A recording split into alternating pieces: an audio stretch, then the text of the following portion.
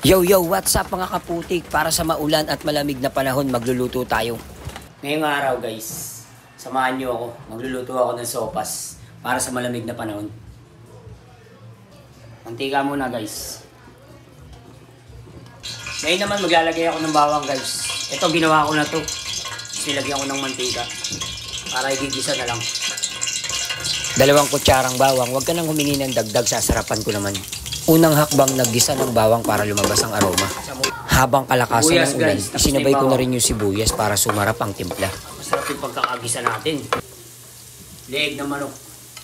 At mas malambot, mas masarap ang pagkain sa mesa kasama ang ating pamilya. Halu-haluin lang para lumabas ang masarap na timpla ng ating niluluto. Lagyan natin yung hotdog. TJ. Tender juicy hotdog. Yan guys. Patis. Saka leeg ng manok. Binuhos ang pinagkuluan ng leeg at pitso ng manok. Palasa yan guys. Lagyan na natin yung cream of mushroom guys.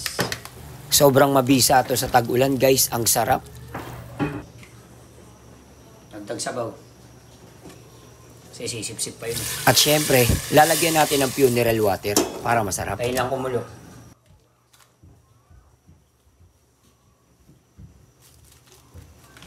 Lagay natin yung Alaska. Ano? Nor chicken. Isa lang guys. Kailangan mong tunawin at tanawin ang nor chicken. Kasabay ng pagbuhos ng ulan, isabay mo na rin ang macaroni hanggang sa lumambot at sumarap ang iyong niluluto. Carrots tayo guys. Detalyado na, kaya binudbud ko na ang carrots para sumarap ang ating timpla. Habang kalakasan ng ulan, kailangan muna nating itono ang lasa kung nasa tamang tao ka na o wala pa. Wala pa sa tono guys. Kaya dapat nating dagdagan ng patis para hindi magmintis. Hanggang sa kumulo ng kumulo. At hindi mo namamalayan, sobrang sakit na pala kaya ibudbud mo na ang paminta. Hanggang sumarap ang lasa. Hanggang sa hindi mo na namamalayan, isabay mo na ang siling pula o bell pepper para lumabas ang aroma.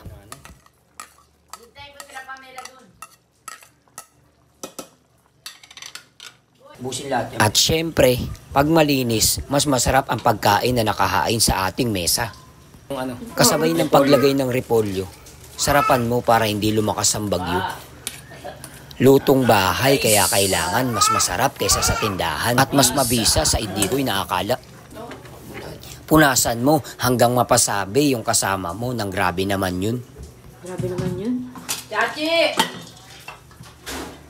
Nag-alboroto yung kaldero, babalatan ang itlog para kumpleto ang kasangkapan ng ating pagluluto. Okay na guys. At dahil all goods na, kailangan nating timusan ang lasa ng ating timpla at masarap na pagkain sa mesa.